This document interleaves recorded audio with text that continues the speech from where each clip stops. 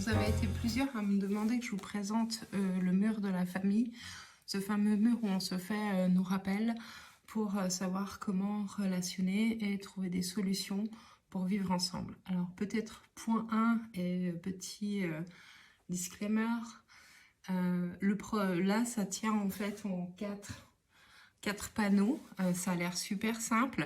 On a mis des années en fait pour les synthétiser et arriver à ça. Après, aujourd'hui, moi j'accompagne les gens à le créer parce que le process, je l'ai fait et du coup je sais par où on passe et par quel chemin on passe. Mais ça demande avant tout de l'introspection. Donc tout ce qui est marqué là, en tant qu'adulte, si tu veux le tenir, si tu veux que les enfants le suivent, toi il faut que tu sois dans l'exemplarité du process.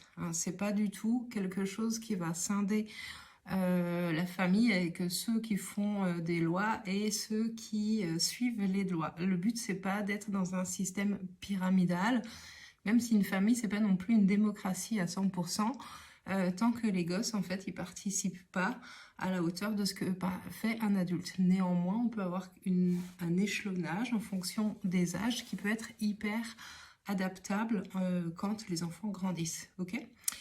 Donc avant de commencer, peut-être, il faut dire que David et moi, on est une famille recomposée. On n'a pas d'enfants à nous, mais on a des enfants en commun. Il y a 3 enfants de son côté, 2 enfants de mon côté. Au total, quand la famille est au complet, on est 7. Voilà. Donc, comment ça s'est passé? Déjà, la première étape, c'est que ça a été un vrai choix de vivre ensemble.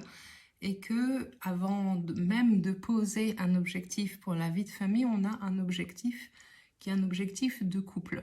Il apparaît pas ici parce que ça regarde pas directement les enfants, même s'ils ont le droit de savoir et qu'on en parle volontiers, mais ça n'est pas censé impacter les enfants dans leur vie au quotidien. Néanmoins, l'objectif de la famille, il découle directement de notre objectif de couple. Donc si tu es en couple, la première étape, c'est de te poser la question de c'est quoi votre objectif de couple. Nous, notre objectif de couple, c'est qu'on a choisi la vie de couple comme étant un chemin d'évolution personnelle, de croissance, et qu'on a choisi en fait de ne pas être la béquille de l'autre, de ne pas être le thérapeute de l'autre, mais par contre, on a choisi d'être des compagnons de route dans nos évolutions personnelles, ok? Donc c'est de là que découle l'objectif de famille, qui est, dans cette famille, on trouve des solutions pour vivre ensemble. Alors ça a l'air super simple, mais pour pouvoir poser un objectif de couple, il faut déjà que tu sois au clair sur toi, c'est quoi tes objectifs de vie. Le but, c'est pas de fusionner ton objectif personnel avec l'objectif de l'autre, ok? Donc la démarche que nous, c'est celle qu'on a faite et que je t'invite à faire si tu as envie, c'est déjà de te poser toi individuellement et de savoir à quoi il te sert ton couple, qu'est-ce que tu y mets et pourquoi en fait tu as choisi cette modalité de vie. On n'est pas obligé d'être en couple dans l'absolu. Et à quoi ça te sert, hein? Nous, on a choisi d'en faire un chemin d'évolution personnelle. C'est un choix, tu peux avoir un autre objectif, il n'y a pas de bon ou de mauvais objectif, ce qu'il faut c'est juste que les deux parties adhèrent à l'objectif. Et donc pour ça, il faut savoir déjà quels sont tes objectifs personnels. Si tu n'as pas envie d'évoluer, être dans un couple qui te challenge et qui a comme objectif l'évolution personnelle, ça va être super merdique pour toi. Ok? Donc déjà, avant même de faire une mise en commun, il faut déjà que toi tu sois au clair sur quels sont tes objectifs perso. Ensuite, il faut pouvoir trouver un objectif commun. Des fois, ça peut être fluide, des fois, ça peut être compliqué, des fois, on peut avoir besoin d'une tierce personne pour avoir un regard extérieur, pour extraire en fait le tropisme du couple. C'est ce qu'on fait par exemple en stage tribu. On accompagne tout un groupe à avoir un objectif commun qui tient compte des objectifs d'évolution de chaque individu. Ok ? Donc c'est un processus qui peut être super rapide si tu es au clair, super long si tu n'es pas au clair. Quoi qu'il en soit, c'est de là que découle l'objectif de la vie de famille qui est, dans cette famille, on trouve des solutions pour vivre ensemble. Quand on a posé cet objectif, les enfants qui sont avec nous au quotidien, une semaine sur deux, sont petits. Ils n'étaient pas en âge de venir négocier cet objectif-là. Par contre, ils adhèrent à l'objectif. Ok ?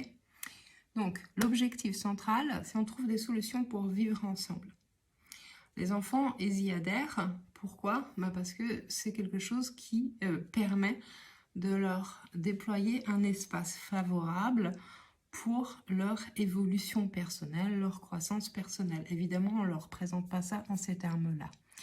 On va aller regarder de plus près le tableau et je vais t'expliquer en fait comment les choses elles se sont posées. Certaines feuilles, elles sont là depuis 4 ans. Et du coup, peut-être certains aménagements pourraient être faits. De temps en temps, il peut y avoir des enfants qui viennent suggérer des choses. Dernièrement, hier, le plus grand des petits, qui a 11 ans, et il a dit qu'il avait un outil super intéressant pour éviter les conflits et qu'il allait nous le mettre en forme, nous le présenter. Et on a dit que si on adhérait à l'outil, il aurait le droit d'être là. Ok, je te montre ça de plus près.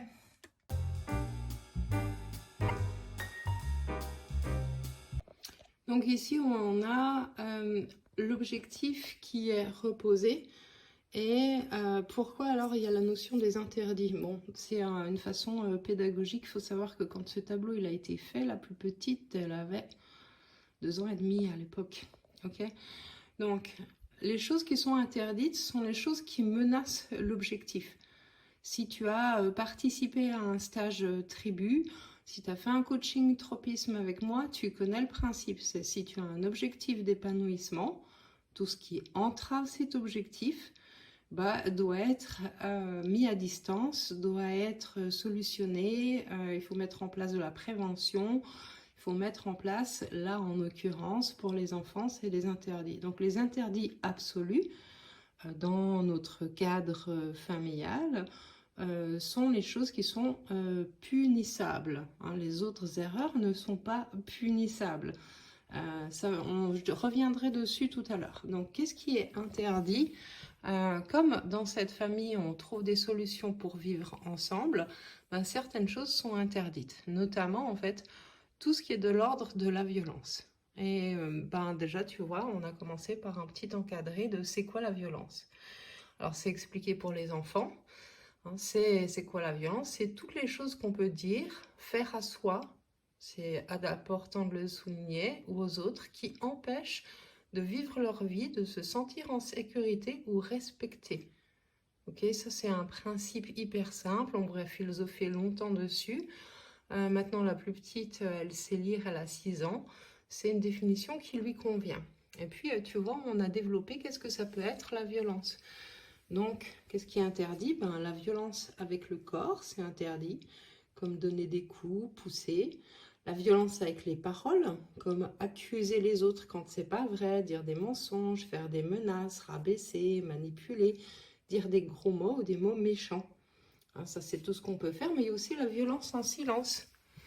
Comme faire comme si les autres ne sont pas là, faire exprès de faire des signes de dégoût pour agacer, etc. Les enfants, ils comprennent très très bien tout ça et ils peuvent faire une liste très longue de ce qui peut être par exemple de la violence en silence. Ils sont extrêmement sensibles au non-verbal. Se prendre pour un adulte, alors pourquoi c'est violent? Parce qu'un enfant qui dépasse ses compétences en termes de responsabilité, qui se met à donner des ordres, par exemple, aux autres enfants ou à driver les plus petits, ça peut être extrêmement violent. Et faire des choses dangereuses pour soi ou pour les autres. Donc, dans cette maison, se mettre en danger les autres, c'est quelque chose qui est interdit. Alors, ce qui est interdit chez nous veut dire que potentiellement, ça ouvre la porte à une punition qui, évidemment, est au cas par cas et qui va dépendre des situations. C'est en réalité extrêmement rare. Par contre, ils savent que c'est non négociable. Ils savent que ça fait partie des choses qui protègent l'objectif pour qu'ils vivent ensemble correctement et qu'on oriente vers les solutions.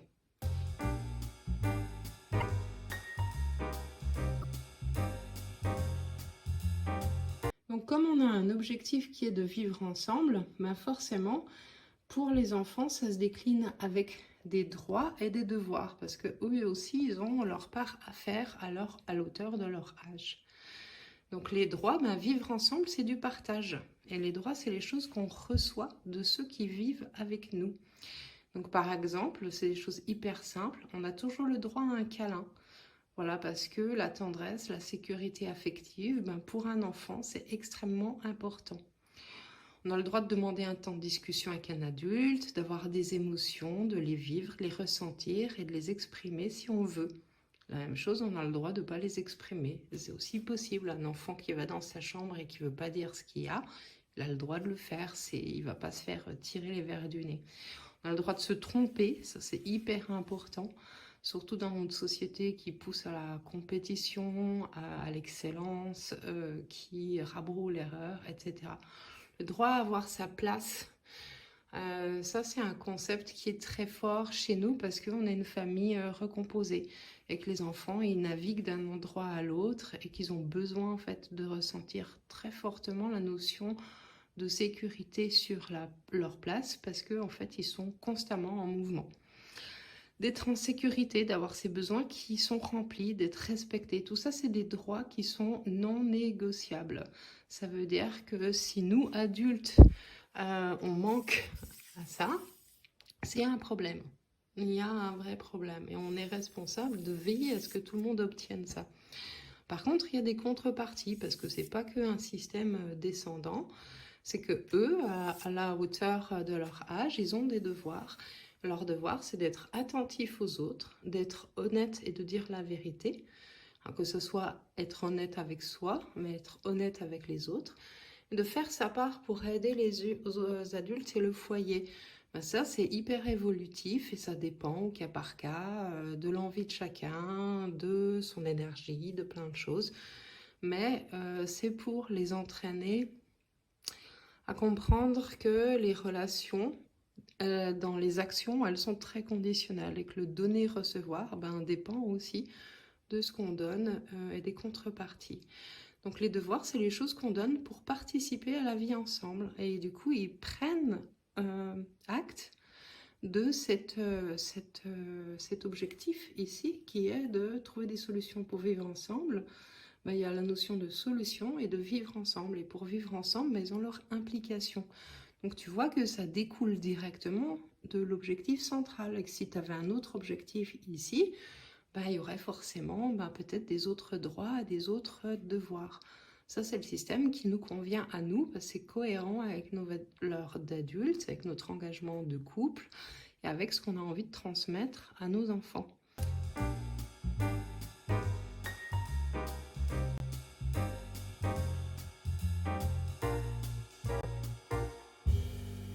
Et puis, tu vois, on s'est rendu compte que ça posait des fois des problèmes. Tu vois, par exemple, la notion de faire sa part, ça dépend de l'âge de l'enfant, par exemple, ou la façon dont un enfant exprime ses émotions, ou le temps de câlin, ou le besoin de discussion, c'est hyper propre à chaque enfant, à chaque individu, et ça dépend de pas mal de choses. Il y avait des problèmes de comparaison entre les enfants et de jalousie, et du coup, moi, j'ai fait un peu plus tard un petit panneau qui parle des besoins de l'enfant.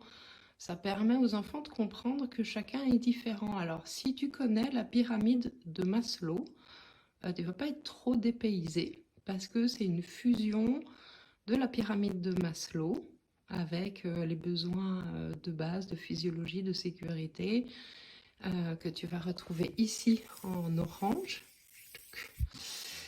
Et puis ensuite, ça, c'est des besoins qui sont plus détaillés, qui sont propres à l'enfant et à sa croissance. Donc, on va les voir un par un en détail.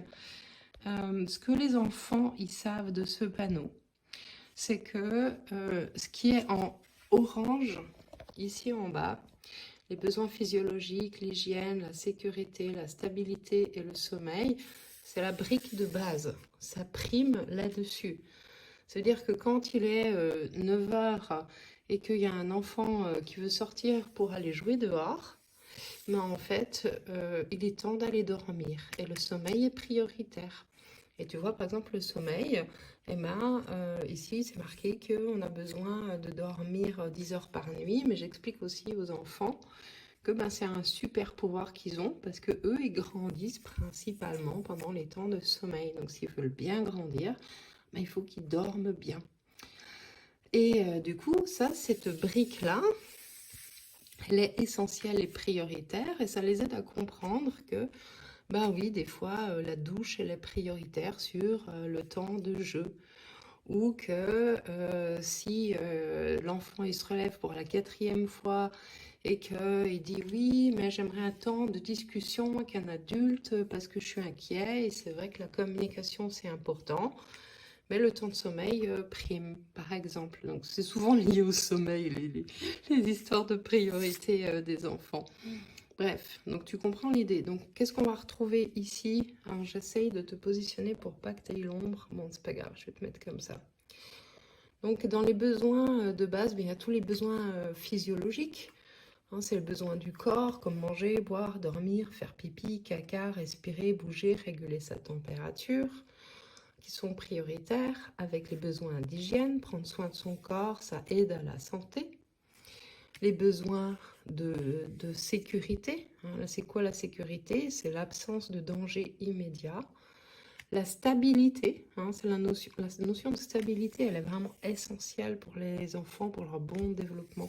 Hein, les habitudes sont sécurisantes. Tu sais, c'est toute l'histoire des rituels de quand ils sont petits. Bah, après, ça change de forme, hein, mais c'est hyper important. Donc, et le sommeil. Les besoins de base sont importants pour la survie. Ça, c'est vraiment essentiel. Et les enfants, ils viennent très souvent reconsulter ça. De temps en temps, c'est pas rare qu'il y ait un enfant qui soit en train de relire ce schéma. Ça, les enfants savent que les parents, ils sont hautement responsables de ça. Qu'un parent qui ne répond pas à ces besoins-là, dans notre société, il peut potentiellement perdre la garde de son enfant. Donc ils le savent parce que c'est des enfants qui sont passés par les étapes du JAF, comme dans certaines séparations, et donc ils sont au courant que ça existe, le juge aux affaires familiales, le fait qu'il y a des enfants qui sont placés, ils connaissent le fait que c'est une réalité. Ensuite, ici, on a ici au milieu tout ce qui est de l'ordre de la relation. Donc, par exemple, le respect du rythme de chacun. Hein, nous avons tous des rythmes différents selon notre âge, notre caractère. Ben ça, cet élément, il a été hyper important pour comprendre, par exemple, qu'un des enfants range sa chambre moins vite que l'autre et qu'il ne faut pas lui foutre la pression parce que ça le stresse et que ce n'est pas la peine de lui demander d'aller plus vite parce qu'on a envie d'aller jouer avec lui. Voilà, entre les deux garçons, il y avait une histoire de respect du rythme. Et ça a été hyper important pour eux, pour qu'ils commencent à se considérer différemment. La communication, parce qu'on a besoin de se parler et de s'écouter pour se comprendre. Les enfants comprennent de plus en plus que les temps de parole, déjà on a le droit toujours de demander une discussion, mais qu'ils sont essentiels pour qu'on se comprenne et qu'on s'ajuste sur les différences qu'on a entre les uns et les autres. Donc c'est tous les besoins qui sont liés à l'épanouissement, à la relation. Être aimé et respecté tel qu'on est. Ça c'est vraiment un principe clé de bienveillance, que chacun en fait est différent et a le droit d'être accompagné, reçu, d'avoir sa place malgré ces différences-là, même si on ne les comprend pas. Être accompagné par les adultes dans les étapes de la vie. Donc ça permet, il est trop génial ce dessin, je kiffe. Ça permet, par exemple, aux plus grands de comprendre que certaines choses comme la douche de la petite, ça se fait accompagner et que lui doit se débrouiller tout seul parce qu'il a 11 ans et que personne ne vient lui laver les cheveux à 11 ans, par exemple. Voilà, et c'est la progression, ça permet en fait de comprendre les différences d'âge et que ça ne soit pas vécu comme des privilèges, une attention particulière qu'on donne à un petit ou un temps de lecture plus long pour le grand fait que on est dans le respect du rythme et dans le fait d'être accompagné par les adultes dans la vie de tous les jours. Et puis ensuite, ici, il y a tous les besoins en fait qui sont reliés au fait de grandir et qui passent beaucoup par le jeu. Apprendre et jouer, hein, on s'amuse en jouant. Et plus on apprend la découverte, explorer, faire des expériences pour s'adapter, grandir, sortir, bouger, aller dehors, etc. Ça, les enfants, ils ont bien compris que quand ils sont petits, les adultes, ils accompagnent et ils soutiennent ça, et que plus ils grandissent, plus ils peuvent choisir, orienter eux-mêmes leur jeu, et plus ils peuvent le faire en autonomie. Voilà, donc ça, c'est les besoins de l'enfant, et c'est la pyramide de Maslow qui est fusionnée avec... je me souviens plus où j'ai trouvé les autres sources. J'ai pris plusieurs trucs de pédago. Voilà, ça c'est une trame. On peut le formuler autrement, mais globalement cet arrangement, il est assez simple. Ça permet de comprendre que ça c'est prioritaire sur les étages du haut, que ici ça se joue dans la relation, et que ici l'enfant il gagne en autonomie plus il grandit. Hein. Donc la petite, quand elle dit au bout de 10 secondes, je m'ennuie, je ne sais pas quoi faire, maman fait un truc avec moi, ben, en fait on repasse par là en disant, ben, tu vois, tu as grandi, tu peux apprendre et découvrir par toi-même, et peut-être plus tard je ferai un jeu avec toi. Donc voilà, c'est ça, les tableaux finalement assez simples. Alors peut-être je peux revenir là-dessus sur les droits et les devoirs. Quelque chose, ça mériterait peut-être une image, mais les devoirs et les droits évoluent. Hein, ça veut dire que plus on remplit des devoirs en grandissant, plus on a des droits. Hein, par exemple, un ado qui participe à la vie de famille, ben forcément, il a des droits de sortie qui ne sont pas les mêmes que le gosse de 10 ans. Et donc, quand les enfants demandent des privilèges en plus, se coucher plus tard, lire plus longtemps, être plus autonome, je ne sais pas, devant un film, ben en fait, la question, c'est qu'est-ce que tu as fait comme progression pour faire ta part dans ce foyer et qui mérite que tes droits augmentent. Et ça se négocie. Voilà. Donc voilà nos 3 tableaux de base. Et puis ben, celui que je viens d'ajouter, qui est plus vraiment un outil pour la gestion des conflits et la résolution de problèmes, qui s'appelle l'échelle des comportements. J'ai oublié le nom de l'auteur, mais si tu vas sur Facebook, tu retrouves... moi, j'ai trouvé ça sur une épingle Pinterest, et puis ça vient d'un livre qui s'appelle...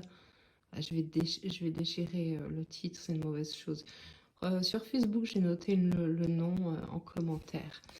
Donc voilà, qu'est-ce que c'est ça? Ben, cet outil, il est parfait pour nous parce que nous, on a une orientation, un objectif de vie qui est de trouver des solutions pour vivre ensemble, puisque c'est notre objectif.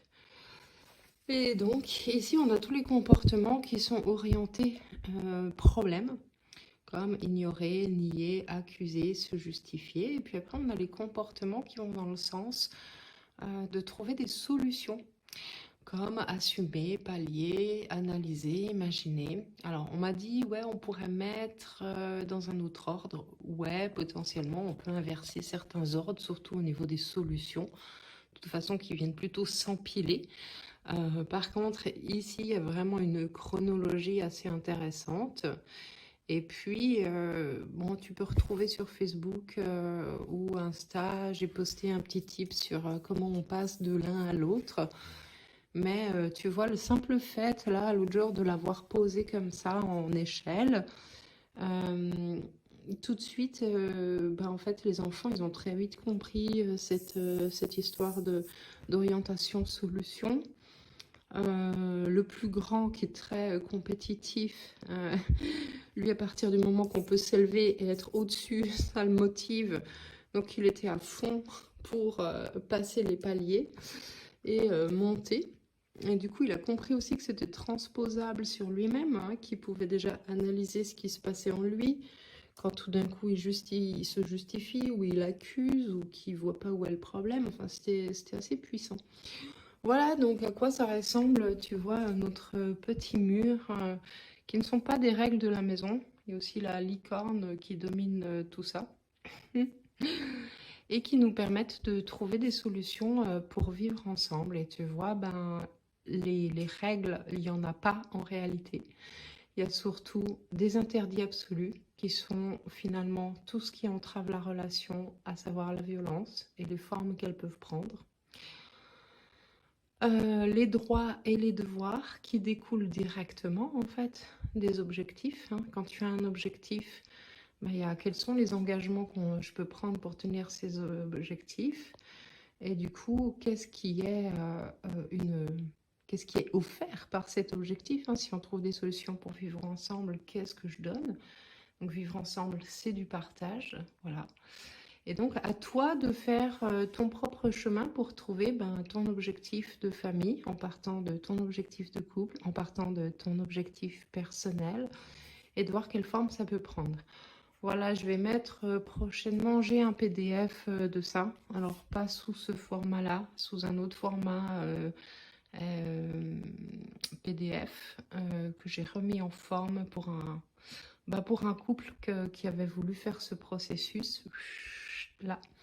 Et donc, si tu le veux, il y a moyen que je le mette à dispo. Voilà, j'espère que tu auras aimé. Si tu as des questions, n'hésite pas. Et à plus!